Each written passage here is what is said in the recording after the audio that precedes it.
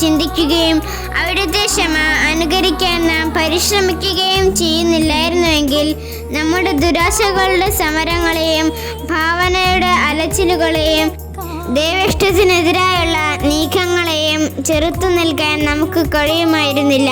ആകയാൽ നമുക്ക് കഷ്ടതകൾ ക്ഷമാപൂർവം സഹിക്കാം. ജീവിതത്തിലെ കഷ്ടതകളെ നമ്മുടെ വിശുദ്ധീകരണത്തിനും രക്ഷയ്ക്കുമുള്ള ഉപകരണങ്ങളായി മാറ്റാം. നമുക്ക് പ്രാർത്ഥിക്കാം. ദിവ്യരക്ഷക, സഹിക്കാൻ ഞങ്ങൾക്ക് ശക്തി നൽകുക. അങ്ങ് ഞങ്ങൾക്ക് അരുളുന്ന ക്ഷമ സ്വർഗരാജ്യത്തിലെ നിത്യസമ്മാനങ്ങൾക്ക് ഞങ്ങളെ യോഗ്യരാക്കാൻ കൃപ ചെയ്യണമേ. ആമേൻ.